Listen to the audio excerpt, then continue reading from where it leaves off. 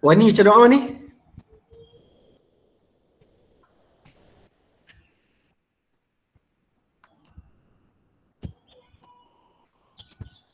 Syakirul masuk boleh?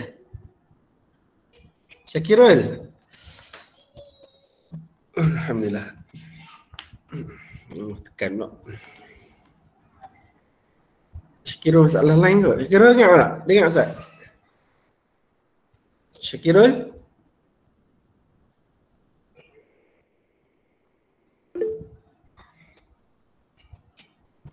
Tak dengar.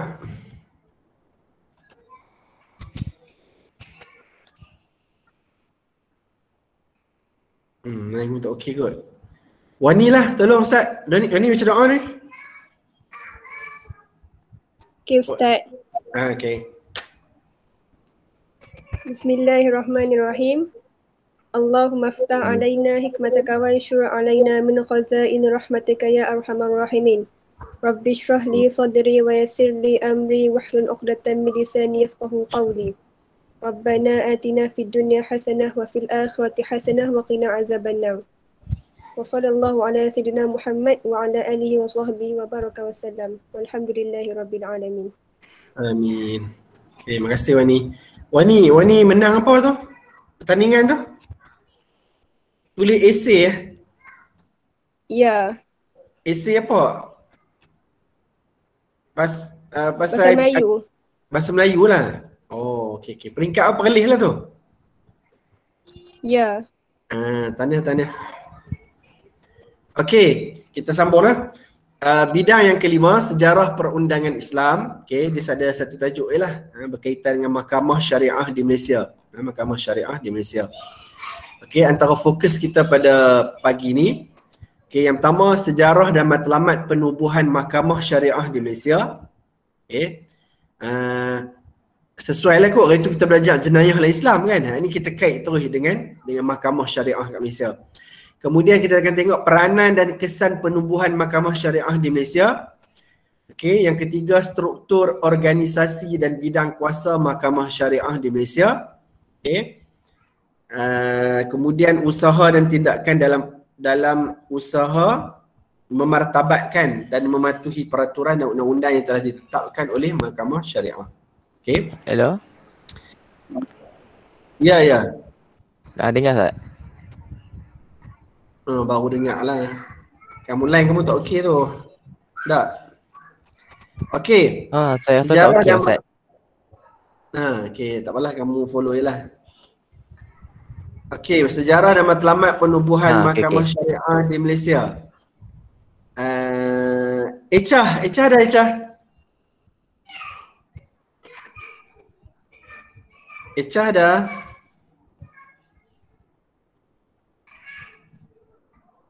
Echah dengar suara Ustaz? Ya, ada Ustaz. Echah mula dulu Echah, baca. Sejarah dan matlamat penubuhan Mahkamah Syariah di Malaysia. Sejarah penubuhan. Penubuhan Mahkamah Syariah adalah berdasarkan perlembagaan yang memberi kuasa kepada negeri-negeri untuk mentadbir undang-undang Islam yang dikategorikan undang-undang diri berpandukan kehendak jadual ke-9 senarai 2 butiran 1. Di samping itu, Mahkamah Syariah juga ditubuhkan berdasarkan kehendak Akta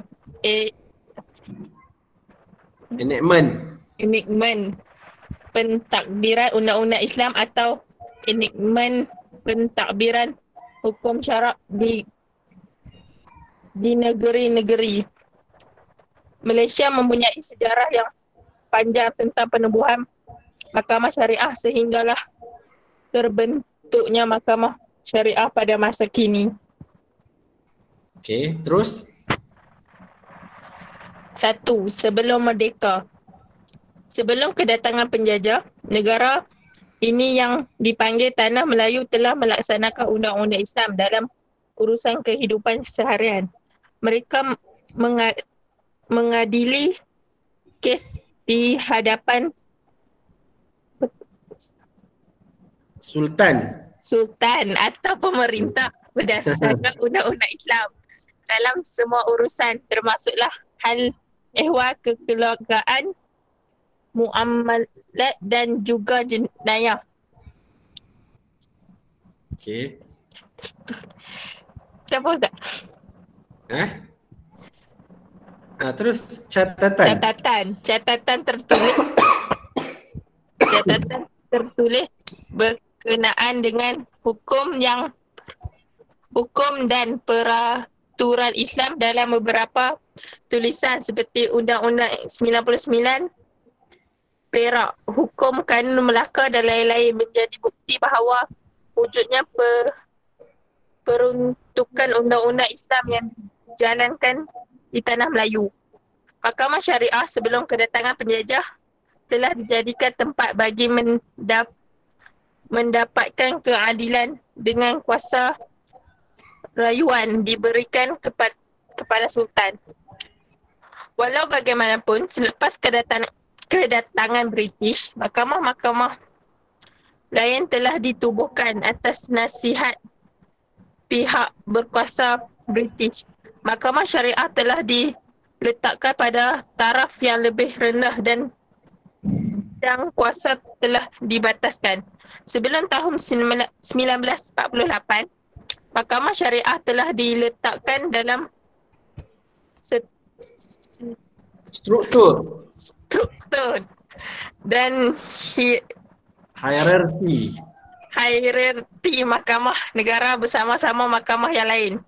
Namun dengan lulusan 1948, lulusnya 1948, Mahkamah Syariah yang terdiri daripada mahkamah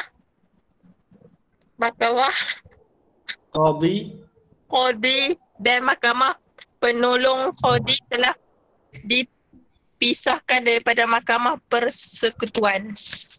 Okey, terima kasih Echa. Okey. Yang pertama nah, sejarah dan matlamat penubuhan Mahkamah Syariah di Malaysia. Okey.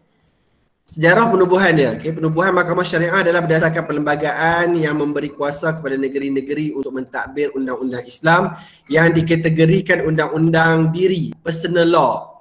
Personal law berpandukan kehendak jadual ke-9 senarai 2 butiran 1.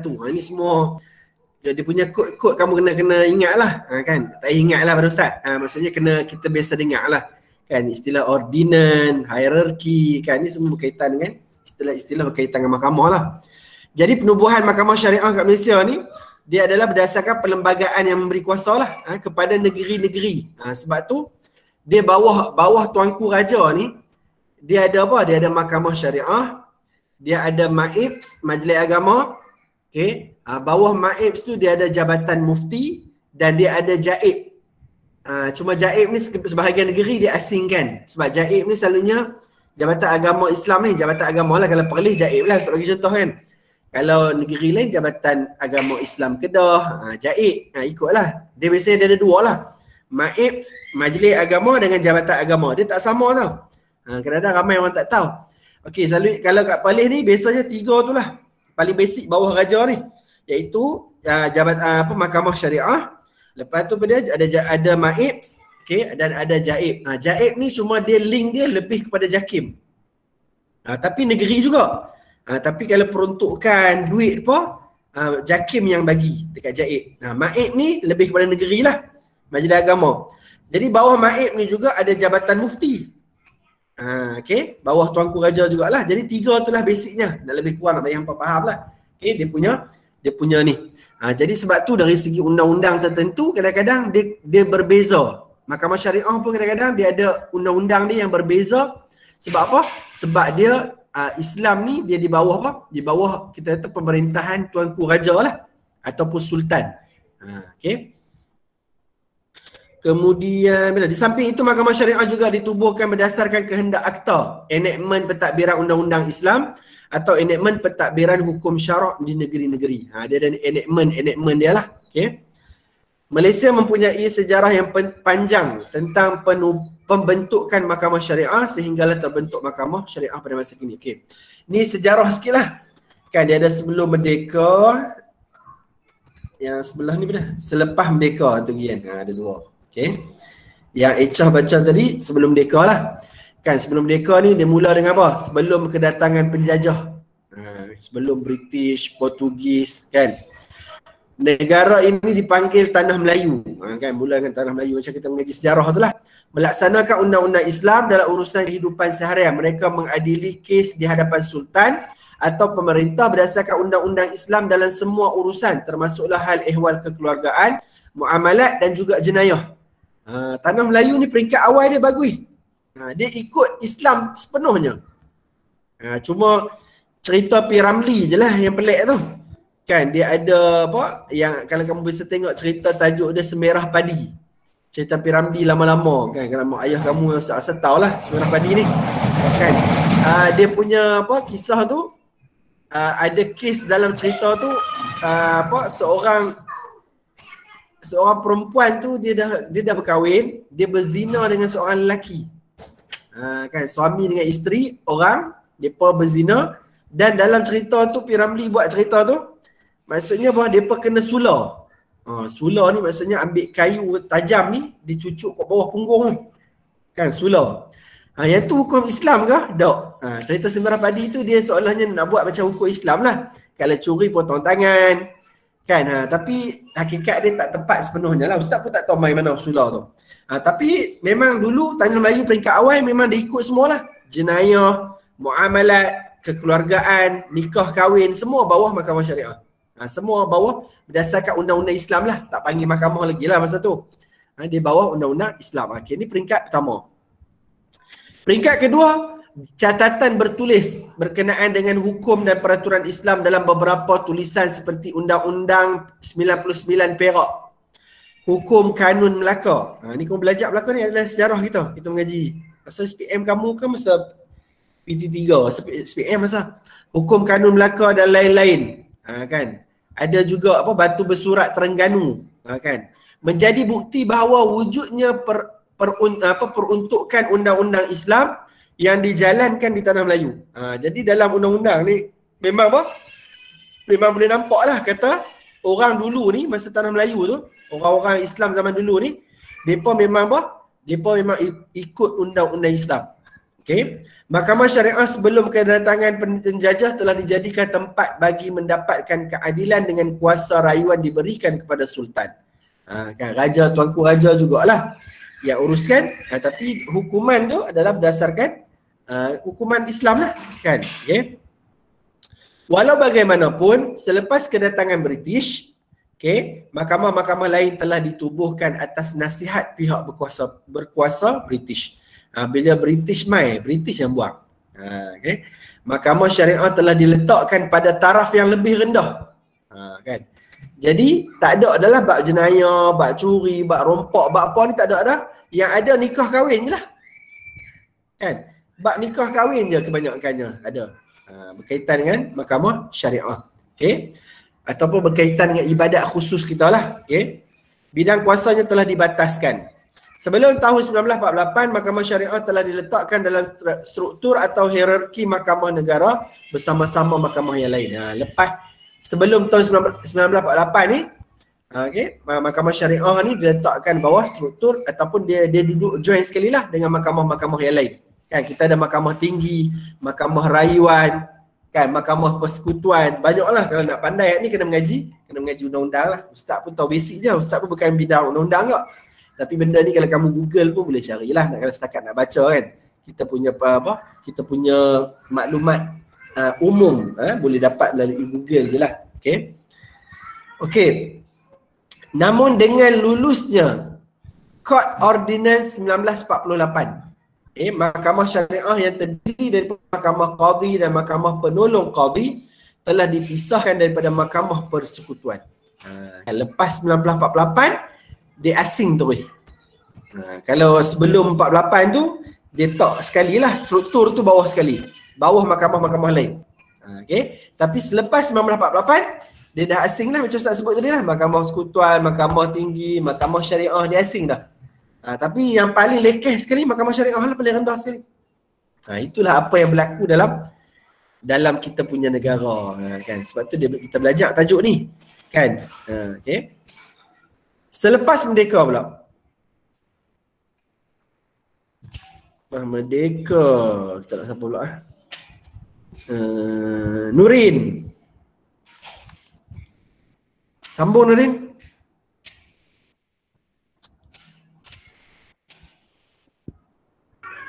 Sorry kalau bising sikit. Tak apa. Cuba baca. Selepas merdeka. Okay. Selepas negara mencapai kemerdekaan, Mahkamah Syariah masih dikekalkan di bawah kuasa kerajaan negeri.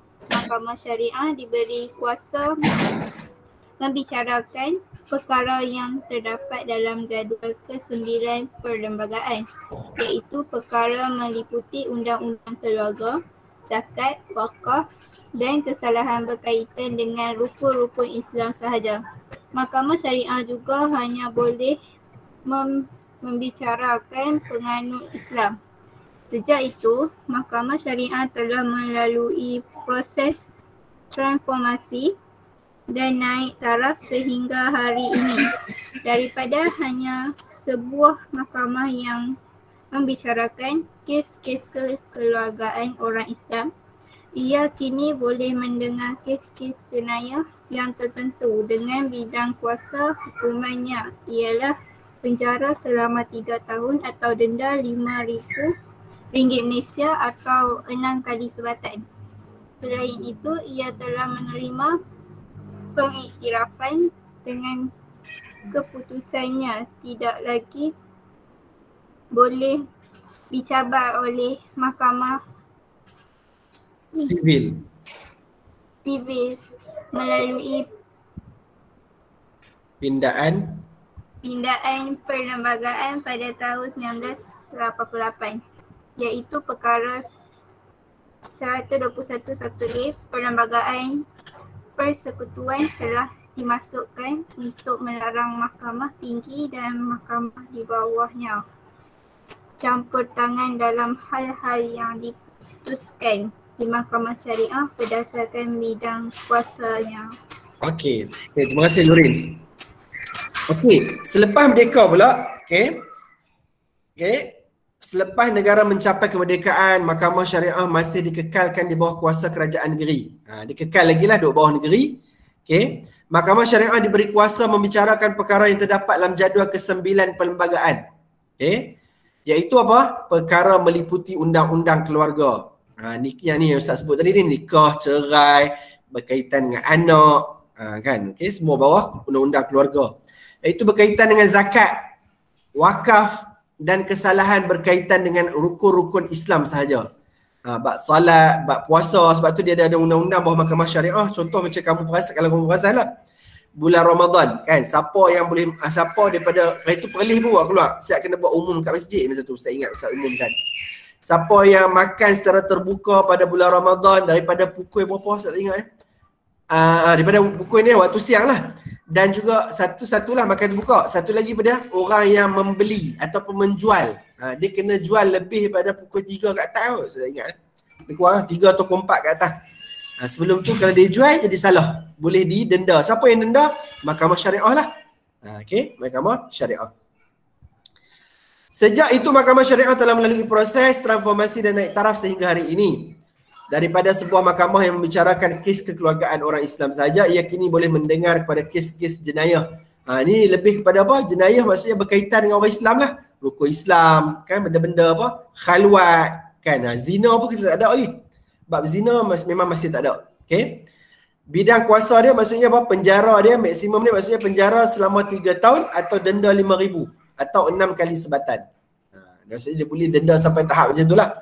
Selain itu, ia telah menerima pengiktirafan dengan keputusan tidak lagi boleh dicabar oleh mahkamah sivil. Maksudnya kalau kamu perasan kan, kes-kes bunuh lah, kes macam-macam kat luar tu, biasanya dia akan melalui banyak mahkamah. Kira last sekali mahkamah rayuan lah. Kan mahkamah rayuan tu dia boleh terima tak rayuan orang yang bersalah tu. Itu kalau mahkamah lain, kalau bidang lain lah. Kalau mahkamah syariah ni maksudnya kalau dia buat keputusan, okey, dia buat keputusan, mahkamah lain tak boleh kacau. Tapi kes dia kecil lah berkaitan dengan benda-benda tadi lah. Undang-undang keluarga, zakat, wakaf, berkaitan dengan rukun-rukun Islam. Yang tu je lah.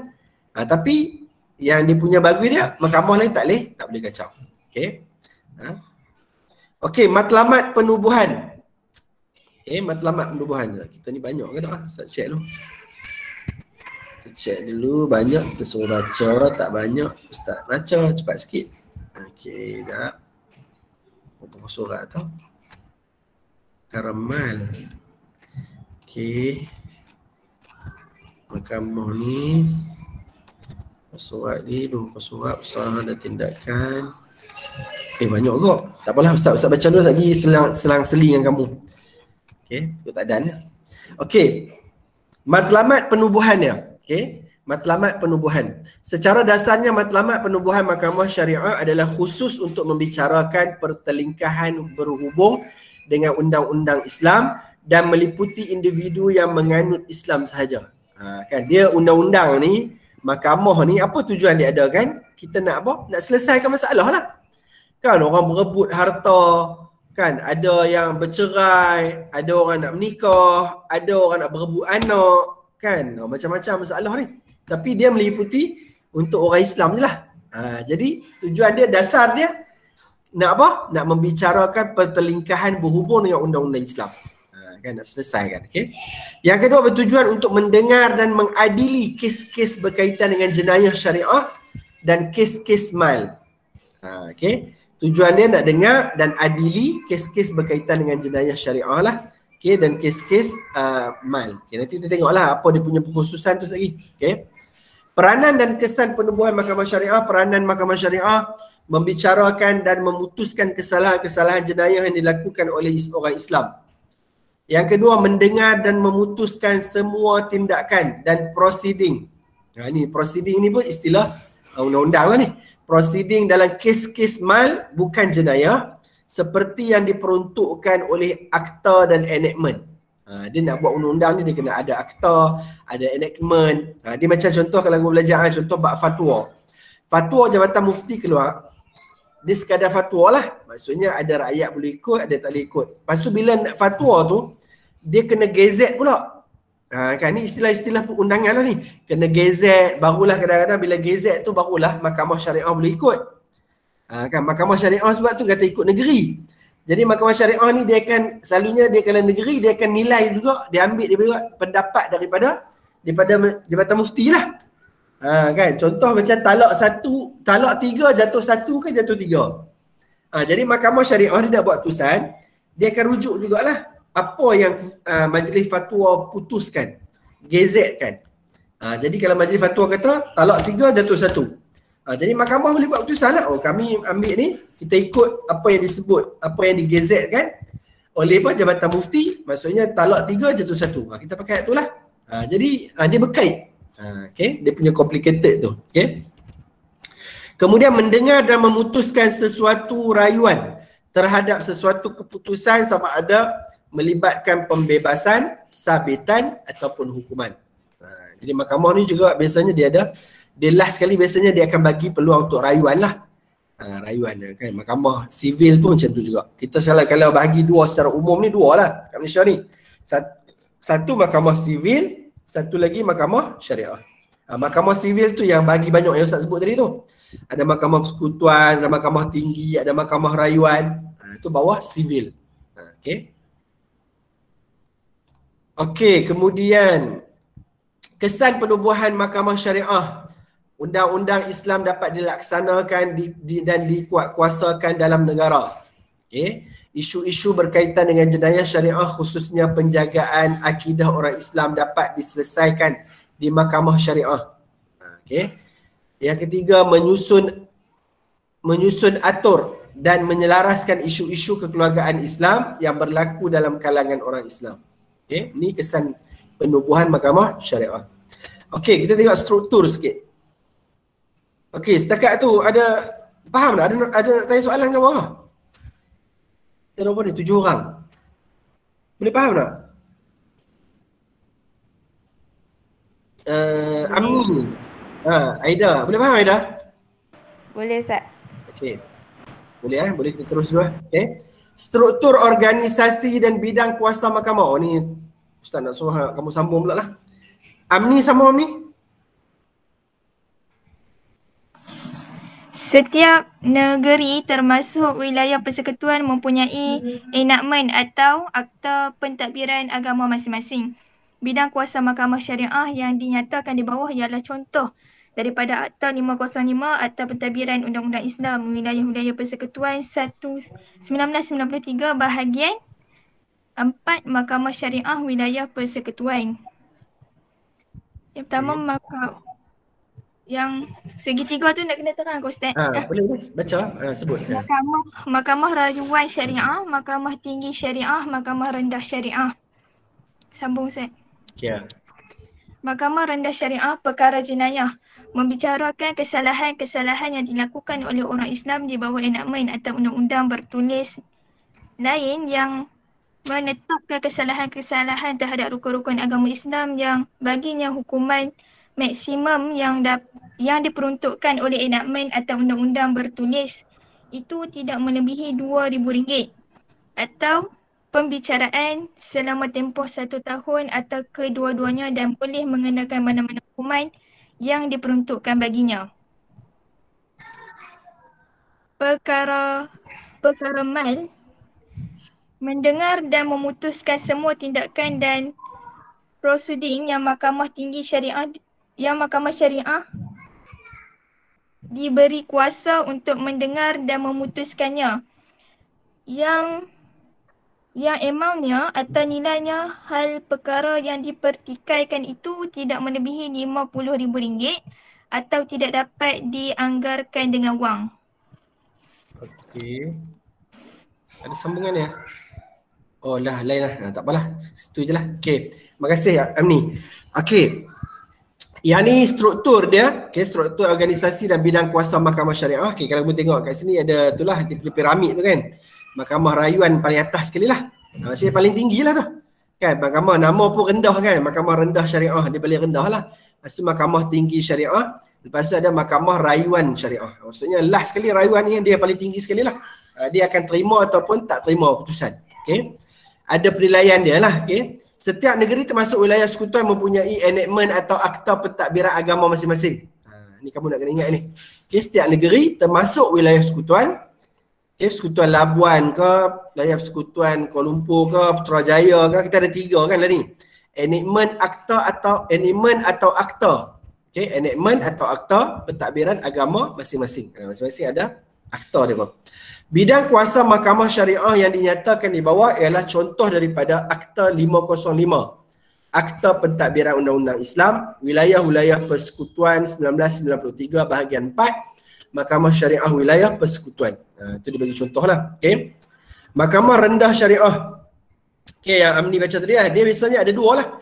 Berkaitan dengan perkara jenayah. Yang kedua, perkara mal. Okay. Perkara jenayah apa dia?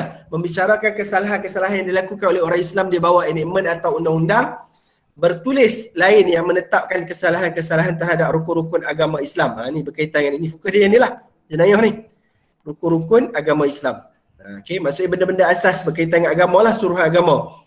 Yang baginya hukuman maksimum yang diperuntukkan oleh enactment atau undang-undang bertulis itu tidak melebihi RM2,000. Kan? Kecil lah, sebab tu ramai orang petikai kan sikit sangat. Maksudnya maksimum dia RM2,000 je boleh denda kesalahan. Okay? Atau pemenjaraan selama tempoh 1 tahun. Boleh penjara setahun ataupun RM2,000 ataupun kedua-duanya sekali lah. Okay. Tu dari segi jenayah. Perkara mal pula, mendengar dan memutuskan semua tindakan dan proceeding yang Mahkamah Tinggi Syariah diberi kuasa untuk mendengar dan memutuskan. Ni maksudnya perkara mal ni selain pada jenayah lah. Kan, mal tu maksudnya harta kan. Okay. Yang amount atau nilai hal perkara yang pertikaikan itu tidak melebihi RM50,000. Okay, maksudnya kalau orang pertikai apa? Kalau pertikaikan, contohlah ni pembahagian harta pusaka kan, dia RM100,000. Dia tak boleh lah bawah ni. Dia tak boleh bawah mahkamah rendah lah. Sebab dia Dia kata apa? Tidak melebihi 50,000. Kan? Perkara yang dipertikaikan tu tak boleh melebihi RM50,000. Okay. Okey, yang tu dah. Kemudian pada ni. Mahkamah tinggi pula. Okey, mahkamah tinggi. Ni Ustaz tulis lah. Okey, perkara jenayah dia. Membicarakan kesalahan-kesalahan yang dilakukan oleh orang Islam dan boleh dihukum di bawah enakmen dan Akta Undang-Undang Keluarga Islam. Wilayah Persekutuan 1984, Akta 303 atau di bawah undang-undang bertulis lain yang menetapkan kesalahan-kesalahan terhadap rukun-rukun agama Islam yang sedang berkuat kuasa dan boleh mengenakan apa-apa hukuman yang diperuntukkan baginya. Sebab tu nama-nama enactment ni biasanya dia ada buku dia lah. Kan dia ada buku dia. Kan kalau orang yang bab-bab undang-undang ni peguam lah sebagainya ni depa kena hafal lah biasanya. Kan depa hafal lah. Kamu tak payah hafal lah kan. Kita boleh tahu basic pun okey dah. Contoh perkara jenayah dia, kesalahan-kesalahan berkaitan dengan perkahwinan seperti suami menganiaya isteri nusyuz dan lain-lain. Kesalahan-kesalahan yang berkaitan dengan seks seperti persetubuhan haram, perbuatan sumbang dan pelacuran. Okay. Kesalahan-kesalahan berhubung dengan minuman keras seperti meminum, menjual dan membeli arak. Okay. Kesalahan berkaitan dengan keimanan seperti tidak salat Jumaat, tidak membayar zakat, tidak berpuasa, termasuk makan di khalayak ramai pada siang hari dalam bulan Ramadan. Ini Ustaz sebut contoh kat tadi kan. Kemudian kesalahan-kesalahan berhubung dengan akidah seperti ajaran sesat, pertukaran agama, kan murtad dan sebagainya. Apa-apa kesalahan yang boleh dihukum di bawah enactment atau akta atau di bawah mana-mana undang-undang yang bertulis lain yang menetapkan kesalahan-kesalahan terhadap rukun-rukun agama Islam yang sedang berkuat kuasa. Jadi maksudnya ni antara yang apa? Mahkamah tinggi syariah lah. Okay. Kalau yang ni bolehlah kalau kamu nak ingat benda yang asas ni. Okay. Perkara mal pula, mendengar dan memutuskan semua tindakan dan prosiding, iaitu semua pihak ialah orang Islam dan orang dan yang berhubung dengan yang pertama, pertunangan, perkahwinan, rujuk, perceraian, pembubaran perkahwinan, fasakh, nusyuz atau pemisahan kehakiman, faraq atau apa-apa perkara yang berkaitan dengan perhubungan antara suami isteri. Kan nikah kahwin semua bawah perkara mal. Okey. Apa beza dia? Beza yang atas ni lah. Ni lebih pada jenayah kan.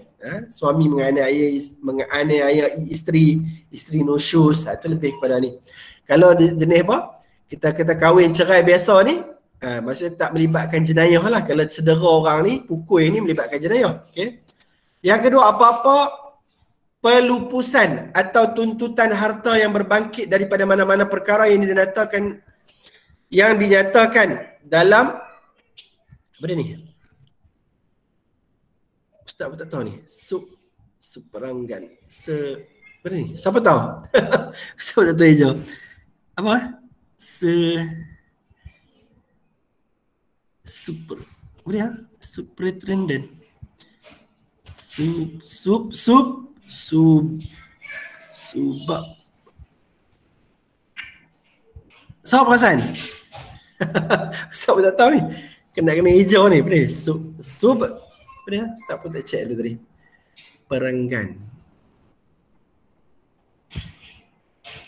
Amni tahu ni? Ada ke sak? Mana Ustaz? Tak apa? Sak perenggan ke? Tak. Sak perenggan. Nombor 2. Betul tak sak perenggan? Dia sambung sekali. Nah, sak perenggan Ustaz. Sak perenggan. Sak perenggan. Okay. Sak perenggan satu. Kalau dia bubuh apa? Ba tu asing tu nampak sikit. Sak perenggan. Okey, yang ketiga, nafkah orang-orang tanggungan. Apa ni? Kesahtarafan. Penjagaan atau jagaan hadanah budak-budak. Yang ni Ustaz sebut tadi lah, bab penjagaan anak-anak lah. Yang keempat ni, pembahagian atau tuntutan harta sepencarian.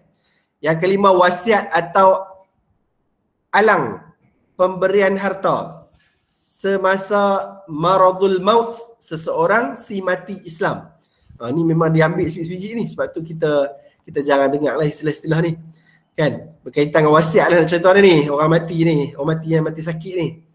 Okay. alang semasa hidup. Alang ke hilang ni? Alang ke? Alang kot. Alang semasa hidup atau penyelesaian yang dibuat tanpa balasan yang memadai dengan wang atau nilaian wang oleh seseorang Islam. Okey, berkaitan dengan wakaf ataupun nazar. Tunggu. Okey, habis dah. Okey.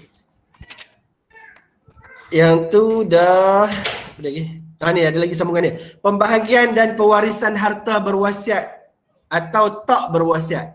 Kan. Okey, penentuan orang-orang yang berhak kepada bahagian harta pusaka.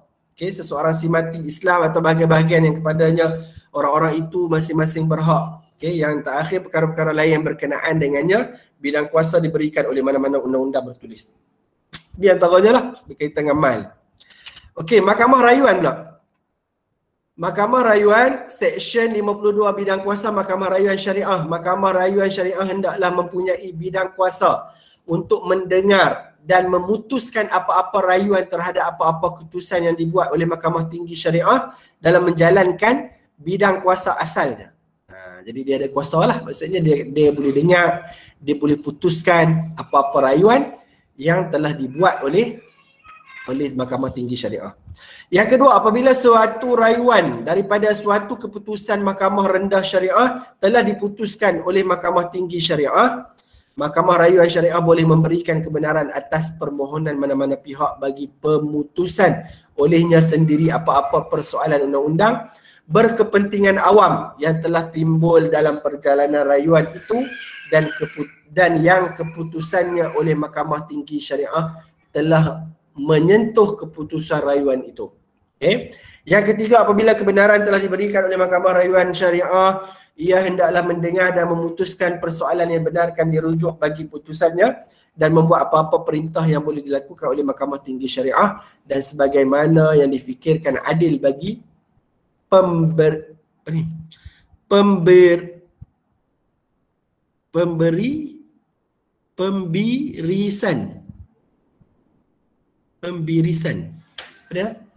pembirisan rayuan itu.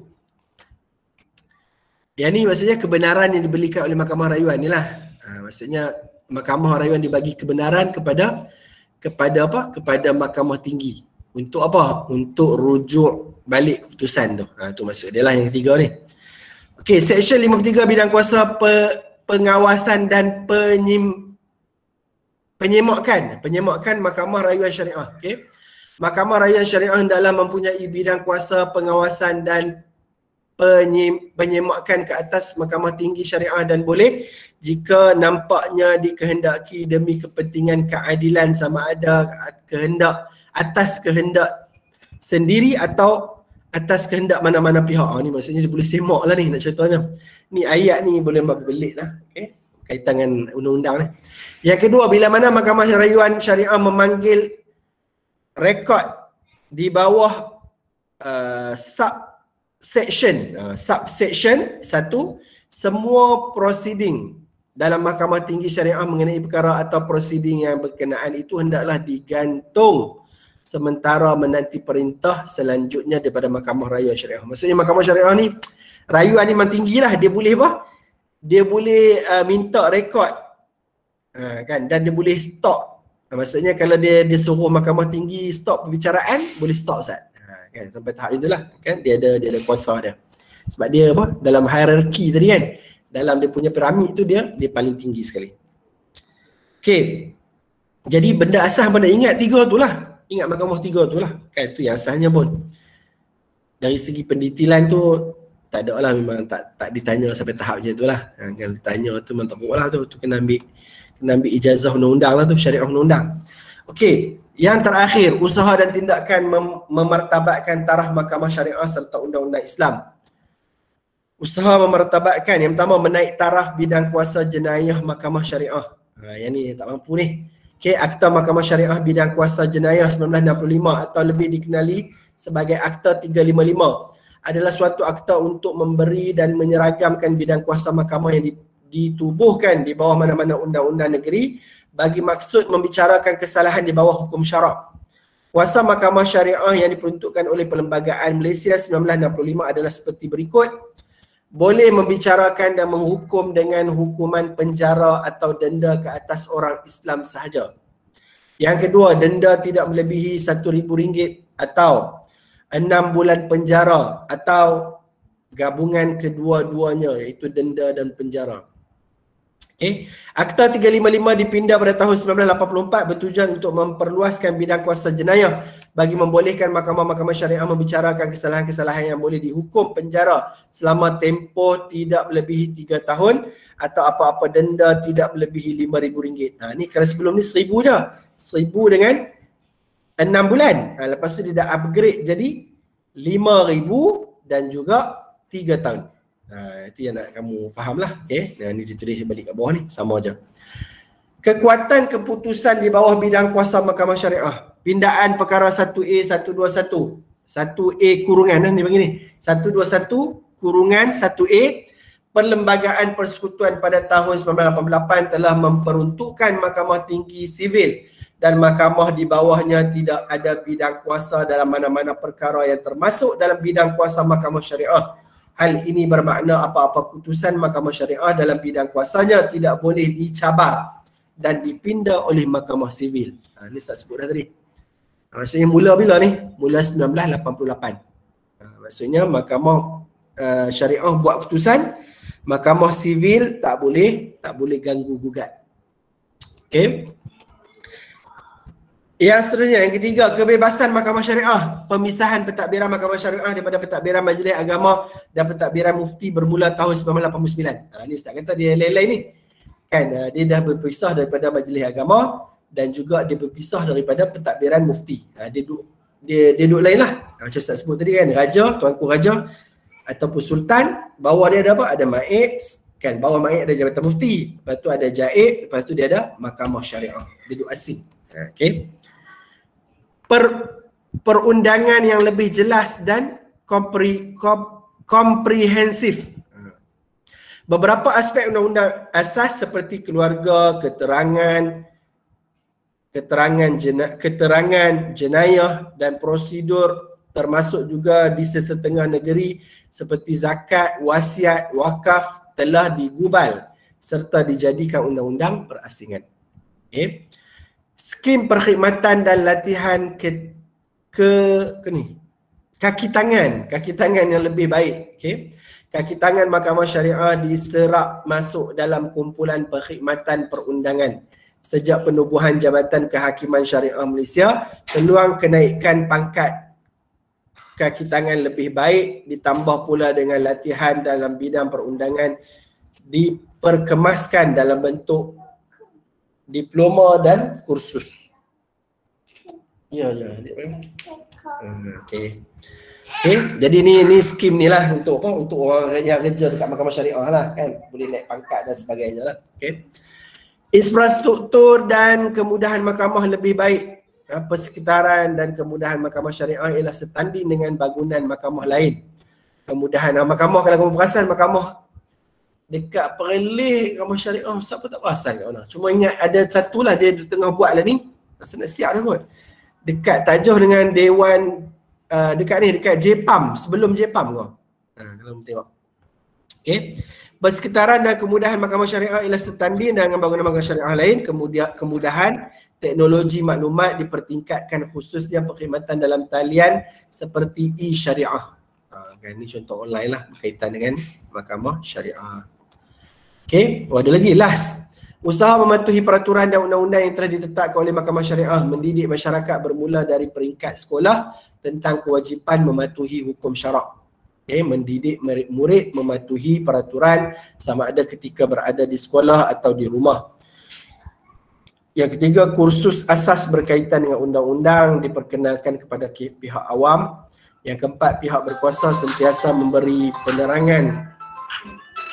penerangan tentang peraturan dan undang-undang. Yang kelima, kempen pematuhan peraturan dan undang-undang negara dibuat menerusi media massa dan media sosial. Okey, wallahu a'lam. Ada soalan tak? Oh, dekat JPAM dekat dengan pejabat SUK tu lah. SUK? Isu kes barang jalan. Ha. Dia sebelum tu. Dekat kan ni, dekat apa? 20. Bukan custom tu punya so. Yang Ni besar tu. apa ni? Aduh, apa nama Jabatan Pendaftar, JPN. Jabatan Pendaftar kan? Betul. Dia sebelah tu. Oh, yang tengah duk construction tu. Construction tu. Oh, okey, tahu. Sebab hari tu saya pergi JPN tu, apa ni? Jabatan Pendaftar tu lah, saya tengok ada apa sebelah ni construction ni kan. Dia tengah buat yang tu lah tu ya. Sebab kan kat Perlis kat Kangak tu kan macam sempit sikit mahkamah tu. Dia nak kata kat situ dia nak gabung semua lah. Tak tahulah sekali semua mahkamah tu. Okey, ada soalan tak? Ada soalan? Tiada. Okey. Tak ada kuis malah kamu jawab ni lah sebab dia soal tanya ustaz tajuk ni memang kurang glamour pun kan, tapi kamu kena ambil tahu sikitlah secara umum tu. Kamu ingat nama-nama dia umum-umum tu lah, pembahagian dia tu. Tahu lebih Saya kurang. nak tanya. Ya, Syukurul. Ada ke dalam kalangan kita yang berminat nak jadi peguam syariah? Tu kena tanya mereka. Kena minat dengan undang-undang. Kena hafal undang-undang. Ya. Kena jadi peguam kena ambil. Kalau nak ambil peguam untuk jadi peguam ke berkaitan dengan hakim mahkamah syariah kan, kamu kena ambil inilah syariah undang-undang. Dia ada sijil dia pula lah, kena belajar sivil juga, kena belajar. Banyaklah dia punya prosedur tu. Okey, tak ada. Ustaz tangguh sekali-kali tu lah. Ustaz. Okey, kita tangguhkanlah kita dengan tasbih kafarah. Subhanakallahumma wa bihamdika asyhadu an la ilaha illa